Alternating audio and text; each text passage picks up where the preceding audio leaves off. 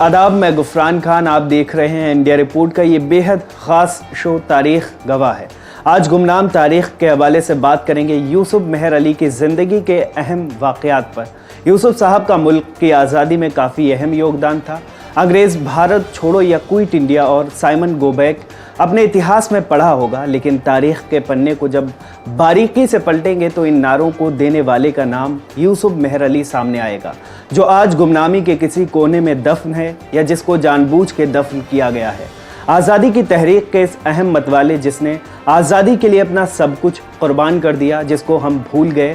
तारीख़ यूसुफ साहब के बिना अधूरी है, जिसको हम मुकम्मल करने की छोटी सी कोशिश कर रहे हैं ताकि हमारी तारीख़, हमारी विरासत बची रहे, यानी हम बचे रहें। यूसुफ साहब की पैदाइश 23 सितंबर 1903 को मुंबई में एक मुस्लिम परिवार में हुई थी।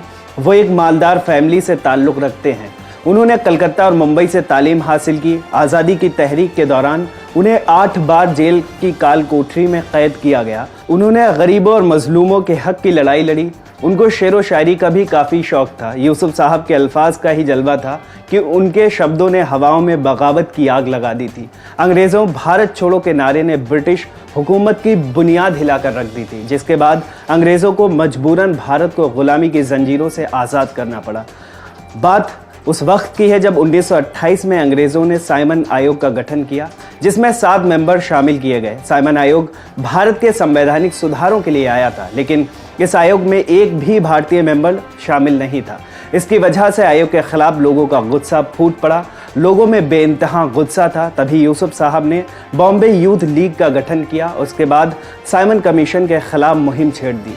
साइमन आयोग के सदस्यों का विरोध काला झंडा और साइमन गो बैक के नारों से किया गया। ऐसे में इनके साथ जुल्म ज़्यादतियाँ भी हुई, इन पर लाठियाँ भी चार्ज की गईं, लेकिन यूसुफ साहब उनके साथी की गूंज इतनी बुलंद हुई, रातों रात ही आंदोलन की खबरें आग की तरह फैल गईं, जिसके बाद महात्मा गांधी के साथ हर किसी के ज़बान पर साइमन गो बैक की सदा गूंजने लगी। ऐसे महान आज़ादी के नायक को हम भूल कैसे सकते हैं।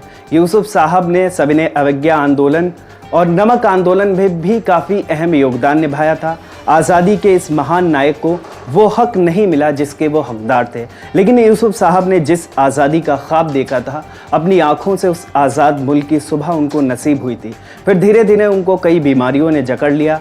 आखिरकार 2 जुलाई 1950 को यूसुफ मेहर अली ने 47 साल की ही उम्र में इस दुनिया को अलविदा कह दिया। उनके जनाजे की नमाज में लाखों की भीड़ में लोग आए, नम आँखों से यूसुफ साहब को सुपर्दे खाक कर दिया। इंडिया रिपोर्ट के इस वीडियो में आज के लिए बस इतना ही। ऐसे ही तमाम जानकारी के लिए देखते रहिए इंडिया रिपोर्ट।